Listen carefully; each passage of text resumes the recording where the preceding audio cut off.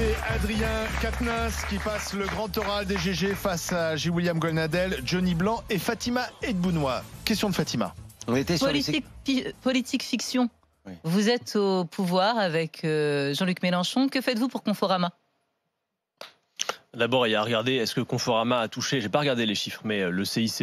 Oui. Si c'était le cas, il devrait rembourser l'État français d'abord, parce que on observe une chose, c'est que la politique qui consiste à faire des exonérations fiscales en quantité, normalement pour créer de l'emploi, souvenez-vous qu'il y avait le PIN 5 millions d'emplois quand le CICE a été créé. En vérité, ça coûte 20 milliards d'euros aux contribuables français par an, 40 milliards cette année. Donc avec et compte tenu de ce que ça aura permis de créer ou de maintenir comme emploi, ça fait, je crois, plus de 160 000 euros de dépenses publiques par emploi créé ou maintenu. La vérité, c'est qu'on le voit avec Conforama.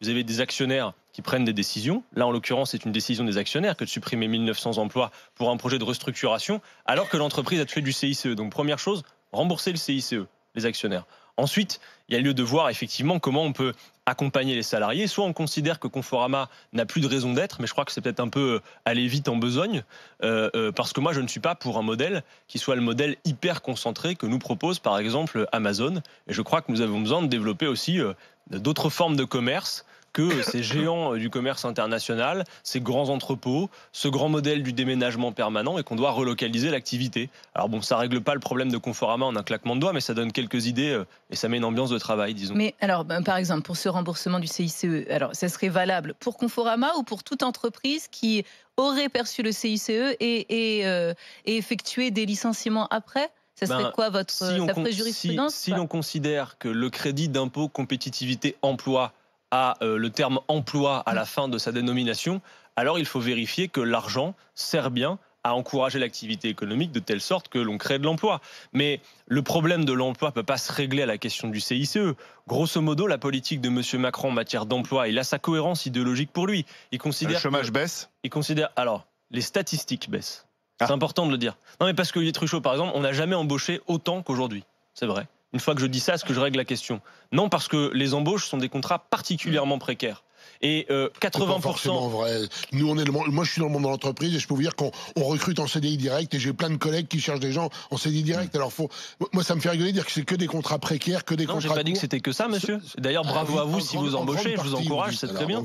Mais vous savez, le chômage baisse quand même. Moi, si je peux juste vous donner un petit conseil. Si au moins notre échange de ce jour entre vous et moi peut faire que quand vous sortiez de ce studio, vous ne pensiez plus que la France insoumise est l'ennemi de l'activité économique, et y compris des petits artisans, je pense que j'aurais beaucoup gagné à vos côtés aujourd'hui. Parce que vous voyez, moi aujourd'hui, ce que je souhaite vous dire, c'est que peut-être les meilleurs alliés de l'activité économique des petites PME et des artisans et des commerçants, c'est la France insoumise. Parce que en réalité, sauf que les petites PME travaillent souvent pour des grands groupes. Vous ne pouvez pas faire cette distinction. Il y aurait les bonnes petites. Alors la petite entreprise est l'entreprise vertueuse, la grosse c'est la méchante. Vous avez raison, sauf que la petite est souvent la sous-traitante de la grosse. L'écosystème en général. Sur le plan de la fiscalité, j'en jurerai pas. Si on peut juste... Non mais vous parlez de... J'en jurerai pas. Sur la question, effectivement, les PME sont souvent des satellites ou des fournisseurs, des grandes sociétés d'ailleurs qui leur dictent la loi. Mais par exemple, sur les contrats précaires, aujourd'hui, le principal problème, c'est qu'il y a exclusivement, quasiment, des contrats courts.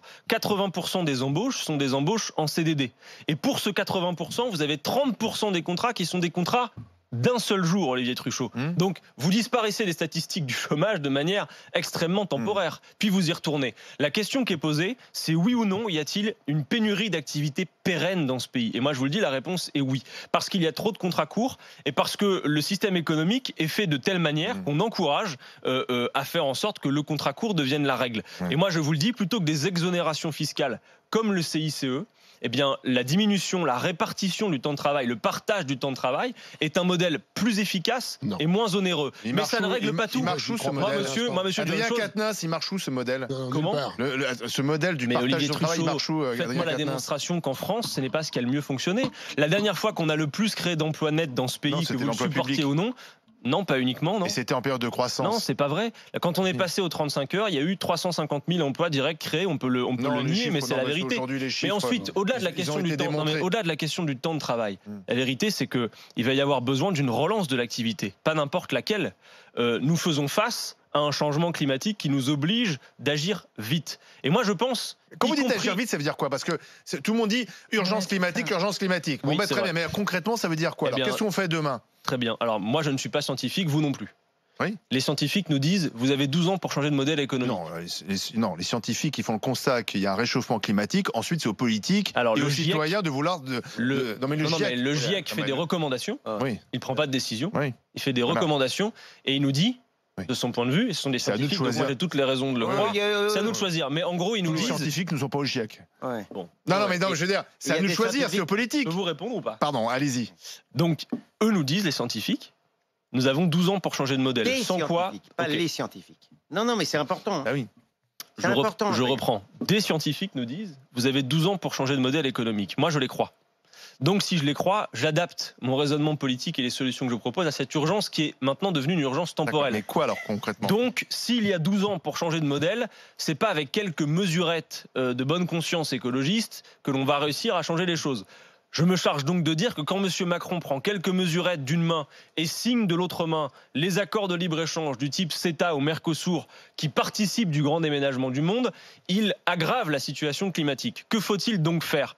Moi, je crois qu'il faut en passer à la planification écologique. Le mot va peut-être faire peur, mais toutes les entreprises, vous le savez, planifient leur activité. Si on a un temps délimité pour atteindre des objectifs, il faut planifier. C'est quoi les objectifs? Eh bien, moi, je crois que, par exemple, c'est faire la transition énergétique avec le fait d'investir, par exemple, dans l'économie de la mer, parce que nous sommes la deuxième puissance maritime du monde et nous n'avons quasiment toujours pas d'éoliennes en mer. Il y a plein de technologies qui existent, des savoir-faire qui existent, des brevets qui existent. Ça veut dire aussi plein de formations à créer. Ça veut dire des emplois nouveaux. Ça veut dire irriguer toute l'activité. Ça veut dire pour beaucoup de vos collègues petits artisans, petits commerçants, des commandes et des carnets de commandes qui se remplissent.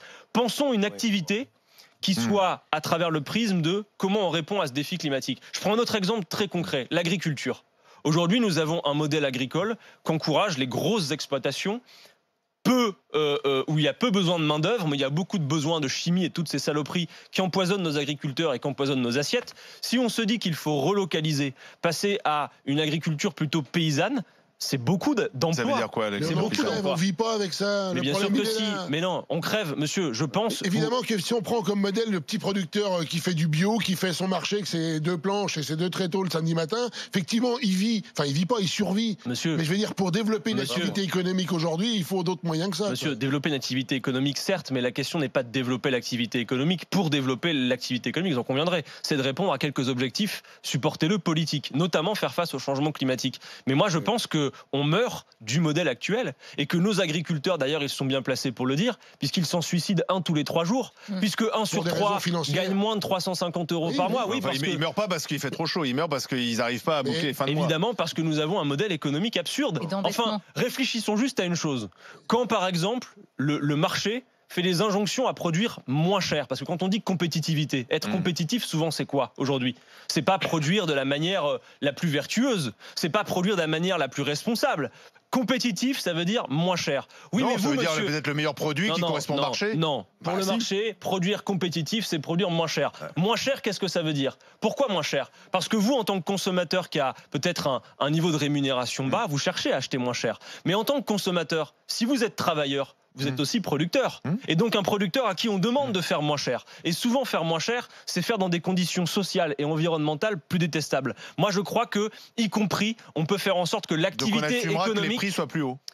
Je résume les choses. Moi, on assurera que le prix du produit soit mais si les gens sont mieux payés, ça coûte plus cher de manger bio, par Olivier exemple. Truchot, si aujourd'hui vous augmentez la rémunération de celles et ceux qui ont des bas salaires, mais vous l'augmentez, vous ne pouvez pas décréter une augmentation de salaire comme ça parce que vous l'avez décidé. Si, il y a un truc qui s'appelle le SMIC, ça se décide par la loi et on peut le SMIC, ça fait pas augmenter tous les salaires. Non, mais ça a un effet. J'ai plein d'autres solutions si vous voulez. Par exemple, la limitation des écarts des salaires dans les entreprises, c'est une proposition, voilà.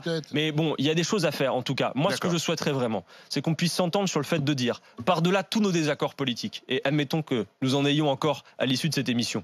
Nous sommes mis au pied du mur.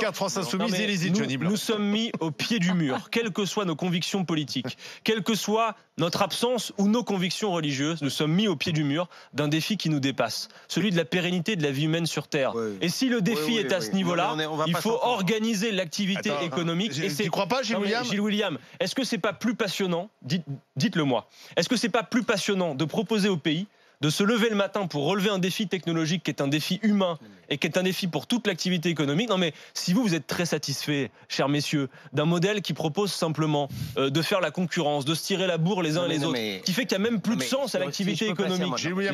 Ça, c'est le modèle qui est en cours. Et moi, je pense que c'est ce modèle qui nous fait mourir un petit peu. Je me méfie des collapsologues, je me méfie du catastrophisme et je me méfie des écolos. Et pas du changement climatique ?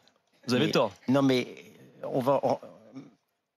le changement climatique est une chose, la part humaine dans le changement climatique en est une autre, et les recettes, je me méfie des recettes quand je vois... Gilles William, soyez précis, qu'est-ce que vous voulez dire quand vous dites la part humaine ? C'est-à-dire, par exemple, les émissions de gaz à effet de serre, aujourd'hui, c'est statistique, on sait que 70% des émissions de gaz à effet de serre sont le fait de 20 multinationales. Vous le contestez ? Mais le rôle des effets de serre sur le réchauffement indéniable, sur le plan climatique, est mis en question. Qu'est-ce que vous voulez dire, Gilles William ? On a tout le temps devant nous ? La quantification précise du rôle humain dans le réchauffement climatique est mise en question. Donc vous relativisez en fait si je comprends bien votre raisonnement, vous relativisez la part qui revient à l'activité économique humaine sur le changement climatique. Je crois que c'est irresponsable. On a le droit d'avoir le débat. Mais il n'y a pas de vérité scientifique du coup là-dessus. Est-ce que je dis le contraire ? Non mais on a ça dessert peut-être pas vos intérêts. On a malheureusement pas le temps. Mais par exemple, les recettes, quand je vois les jeunes écolos allemands en Allemagne manifester contre le charbon. Et indéniablement, ils ont raison parce que la part du charbon, alors là, pour le coup, effectivement, elle est trop importante. C'est parce qu'on a détruit tout d'un coup l'industrie nucléaire allemande. Et donc, je n'ai pas peur d'affirmer que d'une certaine manière, ces écolos-là ont carbonisé au sens littéral l'environnement. Mais je voulais changer complètement de sujet. Je voudrais quand même revenir sur la perquisition. Pardon, parce qu'on n'en a pas parlé. Vous avez... C'est l'avocat qui parle. C'est plus les grandes gueules, là, c'est les montagnes russes. Pardon, parce que... Non, oui. C'est pas mal non plus. Qu'est-ce que vous avez contre les Russes, vous ? Non. Donc, cela... Vous pouvez me dire contre les montagnes aussi. Cela étant... non, parce que vous avez passé un peu vite, vous avez donné des explications médiatiques, etc. Moi, je reviens... Je vous répondrai sur l'écologie quand même. Hein. Oui, bien sûr. Et sur le nucléaire, s'il vous plaît. Okay. Je reviens sur le micro, l'analyse de la grande défaite aux européennes, et je pense qu'une part, effectivement, il y a eu ce très mauvais effet perquisition. Mais justement, en termes d'opinion publique, est-ce que, au-delà du caractère judiciaire des choses, c'est pas le sujet ? Est-ce que quand même, si c'est un peu le sujet. Oui, mais non, mais je veux bien. En fait, vous faites la question, mais vous me dites vous parlez. Vous répondez pas en parlant de ça. Vite parce que le temps passe. Il se trouve, si vous voulez, que je répugne en tant qu'avocat de me faire le procureur dans des affaires judiciaires en cours. C'est autre chose, ça. Je vous dis simplement, est-ce que Mélenchon a mesuré l'effet dévastateur sur l'opinion à un moment où les policiers étaient déjà à rude épreuve et que les types faisaient leur boulot, et à un moment où justement on déplore que les politiques veulent passer à travers la justice, est-ce que vous vous rendez compte combien ça a été dévastateur de voir Monsieur Mélenchon dire c'est moi la République, c'est moi. Est-ce que vous pensez pas que c'est d'une certaine manière c'était complètement contre-productif? Alors, il répond rapidement. Aussi rapidement qu'il a posé la question. Alors. Non, plus rapidement. D'abord sur l'écologie, tant pis pour vos auditeurs, mais j'y reviens. Vous dire que moi je considère que la solution ne peut pas être d'ordre individuel. Je ne crois pas que si le temps imparti est si court pour relever le défi, nous pouvons attendre que tout le monde devienne simplement vertueux individuellement. Et d'ailleurs, quand les moyens ne sont pas donnés, par exemple, dans le cas de la taxe sur les carburants, vous pouvez toujours augmenter la taxe sur les carburants. Les pauvres gens qui n'ont pas d'autre choix que de prendre leur bagnole vont payer. Donc, il faut des décisions politiques de grande ampleur, notamment en termes de développement d'infrastructures. Et je pense que tout ça redresserait l'activité économique du pays, mais y compris pour solder ce défi climatique. Voilà mon avis. Sur le nucléaire, moi je vous réponds, il existe des scénarios qui certes ne répondent pas aux injonctions du marché, mais qui permettent de se passer et de l'énergie carbonée et du nucléaire. Oui, ça suppose d'investir des masses considérables d'argent, un pognon de dingue, comme dirait l'autre. Non, il faut le planifier. C'est pour ça que je parle de planification. Je dis pas qu'on va appuyer sur un bouton. Je dis pas qu'on va Mais il y a plein de manières de le trouver. Il y a des investissements publics dont on a besoin. On fonctionne au charbon. Et en attendant, allons-y, on au charbon. En attendant, de toute façon, on fonctionne aujourd'hui, jusqu'à preuve du contraire. Donc on se donne... Non, on fonctionne surtout avec du nucléaire. Oui, certes, mais on ne va pas l'arrêter en un claquement de doigts. C'est pour ça que la France, d'ailleurs, est plutôt un bon élève en point de vue carbone. Que les Allemands. Oui, mais on a d'autres problèmes avec le nucléaire. Certes, le nucléaire n'est pas une énergie carbonée, mais dans le même temps, c'est se poser la question d'un risque que tout le monde mesure désormais, de déchets que l'on traîne pour des centaines de milliers d'années. Donc il faut bien penser à un moment donné politiquement à régler cette question. Et moi, je suis rassuré par le fait que dans ce scénario un peu catastrophique, la France a des atouts. Moi, je suis persuadé que les savoir-faire techniques, les brevets d'ailleurs, on le voit, existent. Mais oui, ça ne répond pas aux injonctions du marché. Non, c'est terminé. Ensuite, je réponds sur la perquisition. Longue question, William Goldnadel. On a le temps de répondre sur la perquisition. Très vite. Alors, 10 secondes sur la perquisition et puis. D'abord, juste, on ne parle plus jamais du fait générateur de la perquisition. Et vous allez voir que sur le fond, ils n'ont rien.